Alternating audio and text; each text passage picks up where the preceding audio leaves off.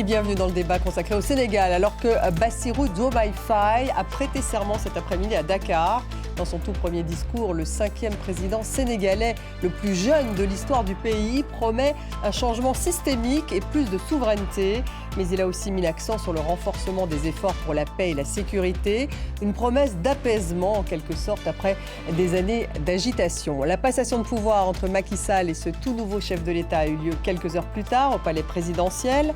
Son discours d'investiture est-il finalement un discours de rassemblement ou de rupture ? Que veut dire le nouveau président quand il évoque un changement systémique? Quels sont ses prochains défis face aux attentes de la jeunesse? Et quelles relations finalement avec les pays partenaires et notamment avec la France? Voilà les questions que nous allons poser à nos invités. J'ai le plaisir d'avoir avec nous ce soir Seydi Kaba. Merci d'être de retour sur le débat. Président du Centre international d'études et de réflexion sur le Sahel, le CIRES également. Votre livre « Crise interne au Conseil militaire suprême du Niger » aux éditions de l'Harmattan. Christophe Bobouvier est une nouvelle fois avec nous ce soir. Bonsoir Christophe, journaliste Afrique RFI, ancien chef du service Afrique de RFI. Et puis Francis Patidé est avec nous ce soir. Bonsoir Francis, bonsoir. Journaliste et maître de conférence à Sciences Po. Sarah Sacco est avec nous pour démarrer cette émission. Sarah Sacco, notre correspondante à Dakar. Bonsoir Sarah, je vous fais intervenir dans quelques minutes parce que vous avez assisté justement à cette cérémonie d'investiture. Avant cela, on va justement écouter un extrait du discours de Bassirou Diomaye Faye. Je suis conscient que les résultats sortis des urnes expriment un profond désir de changement systémique. À travers mon élection, le peuple sénégalais s'est engagé dans la voie de la construction d'un Sénégal juste, d'un Sénégal prospère, dans une Afrique en progrès. Et dans cette œuvre de construction d'un Sénégal nouveau, je travaillerai inlassablement à la préservation de la paix et à la cohésion nationale. Sarah, alors en fait, quelle était l'ambiance sur place? A-t-il été applaudi? Vous avez assisté à ce discours d'investiture. Qui était présent? Il y avait de nombreux chefs d'État africains. Ambiance solennelle, bien sûr, de circonstances, très applaudie quand il est apparu, quand Bassirou Diomaye Faye est apparu dans la salle. À chaque fois qu'on citait son nom, Ousmane Sonko également était très applaudi quand il était aperçu. Alors qui il y avait là? Il y avait 8 chefs d'État africains, parmi lesquels les présidents nigérians, ghanéens, la Mauritanie voisine, la Guinée. Et d'ailleurs, Mamadi Doumbouya a été très chaleureusement applaudi également au centre des expositions de Diamniadio ce matin. En tout cas, il s'est fait remarquer. Président gambien, Bissau, du Cap-Vert principalement. Alors également des représentants des juntes du Sahel, ce qui n'est pas passé inaperçu.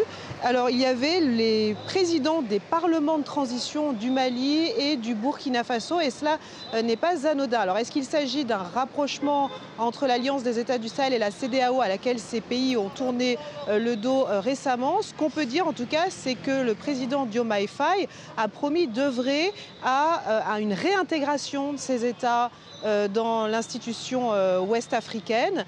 Et lors de son premier discours devant la presse après son élection, c'était le surlendemain de l'élection, mardi devant la presse, il avait appelé également à des réformes de la CEDEAO en disant qu'il allait œuvrer pour plus d'intégration, mais également à corriger les faiblesses de cette institution. Merci Sarah. Sarah Sacco, donc en direct de Dakar. Francis Patindé, Diomaye Faye, c'est le plus jeune président du Sénégal, 44 ans. Est-ce que ce n'est pas ce qui frappe d'abord, sa jeunesse? Mais à l'évidence, oui. C'est le plus jeune après Abdou Diouf, je crois. Et ça, il a même un côté juvénile en dehors de la jeunesse. C'est un côté, un visage peu poupin, orné par une barbe et tout. Mais ce qui frappe, c'est qu'on a l'impression que c'est un jeune homme fragile qui prend les destinées du Sénégal. Fragile, vous diriez? Fragile. Il y a une fragilité en lui physique qu'on voit, son sourire, son visage et tout. Il y a une petite fragilité quand même. Fragilité, il va devoir être solide pour affronter tous les défis, Seydi Kaba. Donc, oui, je pense qu'il hérite d'un pays où il y a beaucoup d'urgences. Les premières urgences sont celles qui concernent les jeunes qui l'ont porté au pouvoir. L'enthousiasme et la ferveur avec laquelle cette élection a eu lieu, 64% de participation. Il y a beaucoup d'urgences et il va falloir qu'il fasse des priorités dans les urgences. Mais je pense à côté de ce côté juvénile et de l'inexpérience qu'on peut lui reprocher, il y a aussi une volonté de réussir et le fait qu'il soit soutenu par son mentor, Ousmane Sonko, mais au-delà de son mentor, par tous ceux qui veulent le changement au Sénégal, me semble être porteur de quelque chose qui pourrait permettre une réussite de son mandat. Porteur alors de rassemblement ou de rupture, Christophe? On en revient un peu à ces mêmes termes, mais le discours était plutôt rassembleur. Il a parlé de changement systémique. Il y a deux mots que j'ai retenus de cette journée de liesse, parce que c'est vraiment une journée de bonheur pour le Sénégal, c'est extraordinaire. C'est le mot miracle et le mot espérance, qui sont deux mots qui ont une connotation religieuse d'ailleurs. C'est le président du Conseil constitutionnel qu'on vient de voir d'ailleurs sur vos images qui dit que c'est presque un miracle ce qui se passe en ce moment au Sénégal, après ce que le pays a connu ces 2 derniers mois. Et il y a le président de Maïfaï qui parle d'une espérance, qui est un mot plus fort que le mot espoir, parce que l'espérance, il y a une pérennité dans cet espoir. Et je trouve qu'il y a dans ces deux mots-là, où le président du Conseil, qui a été l'acteur majeur des 3 premiers mois du Sénégal, on peut le dire, hein, c'est le principal responsable du Sénégal depuis janvier. Avec la mise en place d'une nouvelle date pour les élections. C'est lui qui a tenu le destin de son pays pendant 3 mois, ce président du Conseil, qui parle de miracle, et je pense qu'il a raison. Ce jeune président, c'est vrai qu'il a une certaine fragilité, mais en même temps, il a un regard, une certaine sérénité dans son regard, de la détermination aussi, qui parle d'espérance. Je trouve que pour les Sénégalais, ce soir, c'est un très beau moment. Alors, il y a espérance, Francis Patindé, et puis après, il va falloir effectivement qu'il y ait des actes. Quand il se dit panafricaniste de gauche, on a vu qu'il y avait une présence donc de représentants de différents pays, y compris justement les pays du Sahel. Est-ce que ça veut dire qu'il va essayer de les intégrer, peut-être, de se rapprocher à la fois de la CEDEAO, le Sénégal est déjà proche de la CEDEAO, mais qui va inclure peut-être ces 3 pays? C'est ça l'approche panafricaniste? Panafricaniste de gauche. Parce que dans leur programme aussi, on voit le mot socialiste. On voit dans le programme qu'ils ont rédigé, on voit le mot socialiste. Gauche aussi intervient de temps en temps. Je pense que ça peut être le médiateur qu'on attendait pour l'Afrique de l'Ouest. L'Afrique de l'Ouest a d'énormes problèmes à cause de le retrait, de la création de l'AES, retrait de la CEDEAO. Donc les AES, il faut bien expliquer, hein, c'est Mali, Niger, Burkina Faso. Hein. Absolument. Et donc, il pourrait être le après médiateur. Les coups d'État militaires. Pourquoi? Parce qu'il partage une partie du discours de certaines des juntes, pas toutes, et en même temps, lui est élu. Lui, il ne doit pas, à la baïonnette, d'être aujourd'hui à la tête du Sénégal. Donc, il a une double crédibilité, en tout cas par rapport à la jeunesse, d'avoir un discours porteur, un discours de gauche, et un discours social, par exemple, et de devoir aux électeurs d'être aujourd'hui le président du Sénégal, le plus jeune président de l'histoire du Sénégal. Panafricaniste, vous diriez, il va devoir le montrer, cela?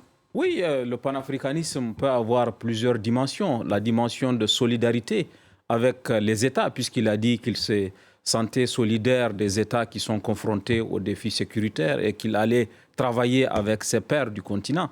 Et je pense que la posture que la sienne sert de dire qu'on assume, puisqu'il a dit qu'il était souverainiste et que il partageait le discours souverainiste de certaines élites africaines. Cela a dû recevoir un écho à Niamey, à Bamako, à Ouagadougou. Maintenant, cet écho qu'il a reçu, il peut capitaliser pour justement faire en sorte de faire en sorte que les États de l'AES restent dans la CEDEAO, mais qu'il ait la transformation souhaitée. Parce que c'est ça sa posture, c'est qu'on peut rester dans la CEDEAO, mais transformer la CEDEAO, c'est-à-dire évaluer, faire un diagnostic des insuffisances de la CEDEAO et essayer d'apporter des solutions à ces insuffisances-là. Le gouvernement, oui, vous vouliez juste un mot compléter. Pour compléter, c'est un petit succès diplomatique pour le Sénégal d'avoir fait venir pour cette investiture les présidents des parlements de transition de Ouagadougou et de Bamako. Je ne sais pas ce qu'il en est, Sédic, pour le Niger, mais en tout cas, le fait que ces 2 personnalités du Mali et du Burkina fait le déplacement. C'est un bon point pour le Sénégal. Ça veut dire que le travail en profondeur qu'avait fait Ousmane Sonko depuis 3 ans, vous savez, Ousmane Sonko disait publiquement ces 3 dernières années, je soutiens les militaires maliens qui ont pris le pouvoir parce qu'ils défendent la souveraineté du Mali. Ben voilà, ça paye. Voilà. Et en même temps, c'est fort d'avoir fait venir aussi Thiemoko Mélié-Koné, vice-président de la Côte d'Ivoire, parce que c'était qui Thiemoko Mélié-Koné jusqu'en 2021, pardon. C'était le gouverneur de la Banque centrale du franc CFA à Dakar, le gouverneur de la BCEAO. C'est un Dakarois en fait. Franc CFA dont il a annoncé qu'il voulait faire sortir le Sénégal. Donc c'est amusant de savoir que Alassane Ouattara a envoyé au Sénégal pour cette grande journée le patron du franc CFA pendant ces 10 dernières années. Donc évidemment, il va y avoir des coulisses intéressantes à vivre certainement ce soir à Dakar. Oui, mais ce que Christophe dit est très intéressant. C'est il a réussi le grand écart. Absolument. Faire asseoir Tinibou à la même table que les représentants de l'AS, je pense que ça, c'est une performance qu'il ne faut pas occulter. Alors, vous avez beaucoup parlé d'espoir, Christophe, et Diomaye Faye, manifestement, il est porteur d'espoir. L'espérance, c'est le terme qui revenait beaucoup. La jeunesse qui a voté pour lui. On va écouter quelques réactions. L'élection de Diomaye règle 2 choses en même temps. C'est toute une génération de politiques qui vont aller à la retraite et que la plus grande partie de la population soit représentée au palais présidentiel. C'est-à-dire on a une population très jeune et on a une population jeune qui pourra, à mon sens, prendre en compte les préoccupations de la jeunesse qui est le futur de ce pays. Qu'il travaille pour le bas peuple et puis surtout pour les jeunes. Tu as vu tous ces jeunes qui vont dans la mer pour aller en Europe. C'est pas normal, alors que le pays est riche. Francis Patine, ça va être une sacrée charge tout de même. C'était 20% de taux de chômage au sein de la population active. Bon, le Sénégal est majoritairement très jeune. Oui. On sent les attentes. Donc, lourde tâche tout de même. Oui, lutter contre le chômage, créer des emplois, éviter l'exil. C'est comme toujours à l'aube des alternances. Le Sénégal en a connu 3 depuis l'indépendance. Il y a toujours beaucoup d'espérance, beaucoup. Et il y a tout à refaire dans ce pays. Je ne sais pas s'il aura le temps, l'énergie, les moyens. Pourquoi tout à refaire ? Parce que vous avez entendu ce monsieur qui était la jeunesse, et c'est la même classe politique qui dirige ce pays depuis l'indépendance. Que ce soit le président Senghor, Abdou Diouf, Wade également, qui s'inscrit dans... Et Macky Sall, qui est quand même un des élèves de Wade. Il sort de la... Donc en fait, il incarne une forme de dégagisme quand même aujourd'hui, Diomaye Faye. Mais il n'y a pas juste, il y a un truc pour rebondir sur ce que Christophe a dit tout à l'heure. Il y a l'espérance, mais il y a aussi autre chose dans le discours qui m'a frappé, moi, c'est qu'il parle de vie perdue, de blessures irréversibles, de liberté confisquée et de carrière brisée. Ça veut dire qu'il n'oublie rien. Il parlait de qui quand il parlait de carrière brisée ? Il parle de tout ce qui s'est passé, surtout en 2021, 2023. Donc des violences, les violences avec la police. Il y a eu beaucoup de morts au Sénégal. Non, j'aime beaucoup l'expression dégagisme que vous avez employée, Stéphanie, parce que quand on regarde, les politiciens professionnels quand même ont été balayés, ils ont obtenu de mauvais scores, que ce soit l'ancien Premier ministre Idrissa Seck. Donc, il y a une volonté d'imposer une alternance de la classe politique avec l'espérance que cette nouvelle classe politique incarnée par Diomaye Faye, par Ousmane Sonko, va être plus vertueuse. Puisque c'est ça le défi. Un des défis du Sénégal, c'est aussi la mauvaise gouvernance.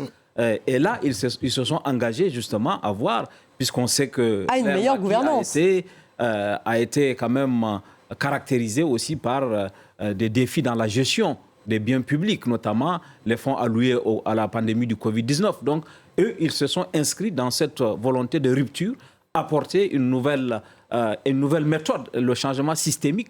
Ça veut dire aussi la rupture avec une certaine pratique du pouvoir. Et lui-même s'est engagé à diriger le pays avec la plus grande humilité. On le verra à l'œuvre. Humilité et puis lutte contre la corruption, vous le disiez, avec peut-être donc un gouvernement peut-être plus jeune, de nouvelles personnalités. Bon, Ousmane Sonko, a priori, devrait peut-être être Premier ministre. En tout cas, il sera présent. Je ne suis pas tout à fait d'accord avec Francis quand il dit que c'est du dégagisme de la classe politique depuis 60 ans. Je me demande si ce n'est pas plutôt l'arrivée d'un retour de la gauche au pouvoir. Le Sénégal a été gouverné pendant 40 ans par la gauche, par le Parti socialiste, de 1960 à 2000. Puis pendant 24 ans par la droite, par les libéraux d'Abdoulaye Wade et de Macky Sall. Mais il s'inscrit vraiment dans la continuité de cette gauche, Christophe. Et je pense que quand il dit « je suis un panafricaniste de gauche », je pense que le mot de gauche est aussi important que le mot panafricaniste. Je pense que Sonko et Diomaye portent une idée plus égalitariste de justice sociale que les deux derniers présidents du Sénégal, qui étaient Abdoulaye Wade et Macky Sall. Mais plus radical que ses prédécesseurs de gauche. Oui, plus radical sans doute que Senghor et Diouf, oui.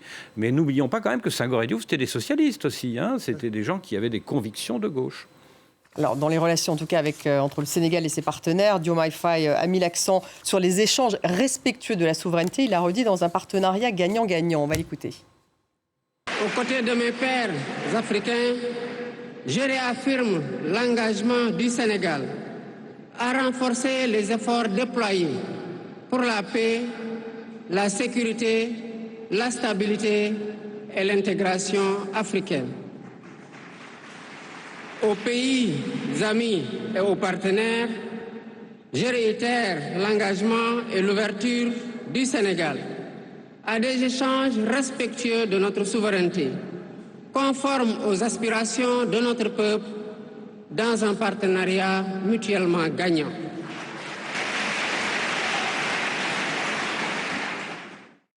Partenariat mutuellement gagnant, Christophe. Est-ce qu'il a rassuré les Français, la France ? La France était inquiète ?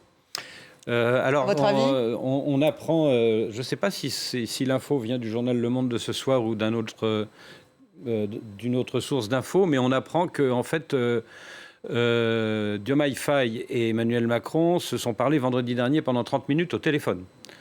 Et qu'à cette occasion, le président français a espéré une revitalisation des relations Sénégal-France. Je pense qu'on apprend aussi qu'apparemment, pour l'instant, il n'est pas question de fermer la base militaire française de Dakar, les 350 soldats. J'avoue que je suis surpris parce que je pensais que ce serait l'une des premières mesures que prendrait le nouveau régime sénégalais. Donc je reste quand même prudent. Qu'est-ce que vont devenir les militaires français de la base de Dakar ? Qu'est-ce que vont devenir aussi les militaires américains ? Parce qu'on le sait moins, mais il y a aussi une petite base américaine à Dakar. C'est quand même un des signaux qu'on attend beaucoup aujourd'hui du nouveau Mais président. pour l'instant, Francis Patindé, le signal a l'air d'être plus conciliant que le discours de campagne. Mais ça, c'est normal qu'il y ait une différence entre le discours de campagne et le discours de la réalité, de la réelle politique. La base française à Dakar est en voie de dégraissage. Donc, on devrait ramener ça à un chiffre beaucoup plus dans les mois à venir et tout. Donc, ils feront avec. Et Christophe a raison de parler des Américains. Le Sénégal est très important quasiment pour l'Occident. Vous vous souvenez que pendant la guerre des Malouines, par exemple, l'aéroport de Dakar, c'était vraiment important pour le ravitaillement et l'avitaillement des avions britanniques pour aller bombarder les Malvinas. Et le Sénégal, il y a beaucoup de Sénégalais en Amérique, aux États-Unis. Il y a des milliers de Sénégalais, dont le Sénégal entre dans le jeu américain en Afrique de l'Ouest. Et d'ailleurs, c'est tellement vrai que je me souviens que Wade avait reçu des messages américains quand il a voulu rester au pouvoir, faire un troisième mandat. Il avait reçu des lettres le mettant en garde contre cela au nom des intérêts supérieurs de l'Amérique. Donc là, il pourrait en sortir, justement. Je pense que le statu quo ne restera pas longtemps. Il y aura une évolution des rapports entre le Sénégal et ses partenaires. Parce que là, vous dites que c'est du statu quo, ces signaux ? Non, pour l'instant, il n'est pas totalement installé. La passation vient de se faire. Mais on va guetter l'évolution. Mais à mon avis, les choses ne seront pas en l'état, puisque lui-même assume la volonté de rééquilibrer les choses. Par exemple, il y aura quand même un dossier emblématique. C'est celui de l'accord de pêche avec l'Union européenne. Puisque aujourd'hui, d'ailleurs, le Sénégal a dit importer du poisson de la Mauritanie et du Maroc. Parce que les bateaux, les accords qui donnent aux bateaux européens le droit de venir pêcher au Sénégal ont fait que les pêcheurs sénégalais ne peuvent plus vivre de leur travail, de leur art. Et Donc ça va être une de ses priorités. Ah oui, à mon avis, ce dossier, par exemple... Et ça implique la France et l'Union européenne. L'Union européenne, principalement. Et les Chinois. Les Chinois, surtout. Parce qu'il y a aussi le défi de la pêche illégale, une partie de la pêche. Et il va négocier avec les Chinois, alors ? Oui, parce qu'il y a des concessions qui ont été faites, il y a des permis qui ont été vendus par des hommes d'affaires sénégalais à des hommes d'affaires chinois. Donc ça va lui permettre. Mais s'ils ont déjà été vendus, Christophe, voilà, ça ne va pas être si simple à renégocier tout ça. Ça va lui permettre de dire attendez, c'était pas prévu quand on a concédé des permis à des hommes d'affaires sénégalais, c'était pas pour qu'ils soient ensuite revendus à des Chinois. Donc ça va lui servir de prétexte pour récupérer peut-être des permis. Oui. Pour les Américains, par exemple, le dossier du pétrole et du gaz dans lesquels sont impliquées des compagnies américaines. Américaines, australiennes, chinoises, britanniques. Là aussi, à mon avis, puisqu'il s'est engagé, il va revisiter les accords pour voir comment le Sénégal pourrait tirer le meilleur avantage de ces partenariats. Mais il va falloir une vraie capacité de négocier, tout de même, Francis Patindé, sur ces contrats gaziers. En l'occurrence, la Mauritanie est aussi impliquée dans ces différents contrats. Donc, il va falloir discuter aussi avec la Mauritanie. Mais Sonko connaît bien ce dossier. Donc, ce n'est pas lui le président, certes, mais il connaît bien ce dossier. Il a écrit un bouquin consacré à la corruption autour du pétrole et du gaz au Sénégal. Donc, c'est quelqu'un qui connaît bien ce dossier. Moi, je ne me fais pas d'illusions. Mais je pense qu'à la longue, les relations avec la France, elles ne seront plus comme avant. Ça, c'est tellement évident. Parce que c'est dans l'air... Oui, parce que le Sénégal n'échappe pas à ce qui se passe, à ce vent qui balaye une partie de l'Afrique, pas que de l'Ouest, d'ailleurs l'Afrique centrale aussi, mais ça va venir. C'est comme ça, la mentalité des jeunes, ça a évolué, et ce ne sera pas un discours, ce ne sera pas des comportements de soumission. Oui, mais il n'y avait pas de discours anti-français au Sénégal, contrairement à d'autres pays. Juste un mot, c'est que quand il y a eu les émeutes, ils ont ciblé des entreprises françaises. Ils ont soutenu des entreprises chinoises et autres, et espagnoles, et ils ont ciblé. Donc il y a quand même ce ferment qui est là. D'où votre interrogation, peut-être, Christophe, sur justement l'avenir de l'armée française au Sénégal. La différence, je pense, avec le Mali, le Burkina et le Niger, c'est que le Sénégal ne va pas quitter l'alliance française pour se jeter dans l'alliance russe. Oui. Alors, c'est une question, c'était ma prochaine question. Donc. C'est une phrase de Sonko. Il n'exclut rien. Quand on l'avait interviewé il y a un an, Marc Perelman et moi, en duplex, pour savoir justement qu'est-ce qu'il entendait faire avec les Russes, il nous avait dit je n'aime pas beaucoup les Français, mais je n'aime pas plus les Russes. Enfin, il avait été clair là-dessus. En même temps, il n'excluait rien dans sa dernière interview. Je vois pas. Je serais très étonné que le Sénégal tombe dans une alliance exclusive avec la Russie. Comme ont décidé de le faire les trois pays de l'AES, de l'Alliance des États du Sahel. Mais il y a déjà une bonne présence turque au Sénégal. Oui. Les Turcs ont construit l'aéroport, il y a une présence turque. Donc, la volonté de diversification peut concerner aussi la Turquie sans qu'elle soit exclusive, comme a dit Christophe.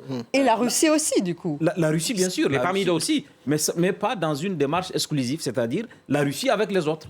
Il pourrait remplacer les Américains, par exemple ? Les Russes ? Non, moi je ne crois pas qu'il y aura... Les Sénégalais sont trop ouverts, leur diplomatie est trop ouverte sur le monde, ils prendront tout le monde, et déjà tout le monde est déjà au Sénégal. Les Turcs, les Russes, les Américains, les Indiens, Israël... Et les Français le seront moins. En tout cas, vous, c'est ce que vous dites ce soir. Il y a quelque chose qui m'a frappé, c'est au Sénégal, on croit que le Sénégal est un pays francophone, il l'est de moins en moins. Moi, ça me frappe quand je vais là-bas. C'est pas le seul pays. Il est plus wolophone, si je puis dire. Et c'est il a quand même fait un discours en français, il a fait son discours en français, parce que c'est la langue officielle. Et la langue officielle... Et ça pourrait changer, vous pensez ? Non, mais ce que je remarque, c'est les commentaires de télé, de radio au Sénégal. Quasiment la majorité d'entre eux, et ça se fait de plus en plus en Wolof. Ce qui est légitime. Moi, je ne critique pas ça. Un dernier mot, 100 jours, c'est peut-être, ça va être un peu les 100 jours de grâce dont dispose le nouveau président sénégalais. Je me demande si en fait la prochaine actualité, c'est pas les législatives, parce qu'il a une majorité contre lui à l'Assemblée nationale, le président Diomaye Faye. Alors évidemment, il y aura de la transhumance à l'Assemblée. Il y a un certain nombre de députés anciennement pro-Macky Sall qui risquent de passer dans la nouvelle majorité, mais ça va être peut-être plus confortable pour lui de dissoudre, il en a le droit à partir de septembre, et d'avoir une majorité du côté du PASTEF. Donc je pense que la période électorale n'est peut-être pas terminée. Et donc ça veut dire qu'avant septembre... Il n'y aura pas de temps de délai de grâce.